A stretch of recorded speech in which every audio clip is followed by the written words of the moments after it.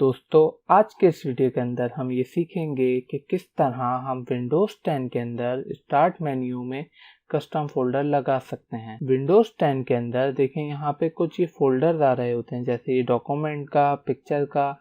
इन folders को अपने मर्जी के फोल्डर से किस तरह तब्दील कर सकते हैं। अगर आप भी ये सीखना चाहते हैं तो इस वीडियो को अंत तक देखते रहिए, क्योंकि मैं आज आपको यही बताने वाला हूँ। तो बगैर टाइम ज़ाया किए इस वीडियो को शुरू करते हैं।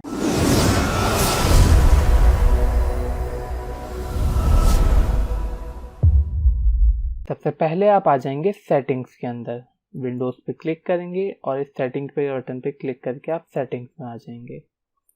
सेटिंग्स में आने के बाद आप आ जाएंगे पर्सनलाइजेशन के अंदर। पर्सनलाइजेशन में आने के बाद आप आएंगे स्टार्ट के अंदर। स्टार्ट में आने के बाद देखें यहाँ पे इसने ये स्टार्ट मेन्यू के सारे ऑप्शन आपके सामने शो कर दिए हैं।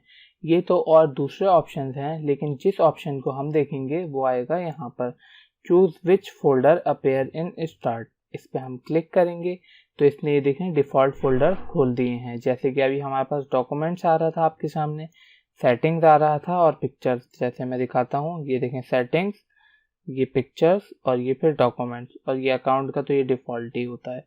अच्छा, यहाँ पे आप देखेंगे फाइल एक्सप्लोरर लगा सकते हैं और यहाँ पे डाउनलोड्स भी लगा सकते हैं आप। यहाँ पे वीडियोस, नेटवर्क और पर्सनल फोल्डर, यहाँ पे आप इन तमाम ऑप्शंस को ऑन कर सकते हैं।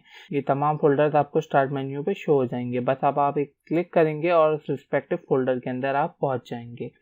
तो देखा दोस्तों कितना आसान था ये। इस वीडियो के अंदर हमने कितनी आसानी के साथ स्टार्ट मेन्यू के फोल्डर्स को अपनी मर्जी से कस्टमाइज़ किया। तो मुझे उम्मीद है आज की वीडियो आपको पसंद आई होगी। अगर पसंद आई तो इसको लाइक कीजिए, फ्रेंड्स के साथ शेयर कीजिए। अगर आपका कोई सवाल या मशवरा हो तो इस वीडियो के नीचे कमेंट कीजिए और चैनल को सब्सक्राइब करना बिल्कुल भी मत भूलिएगा, क्योंकि मैं आपके लिए रोज़ ऐसी वीडियोज़ लाता रहूँगा।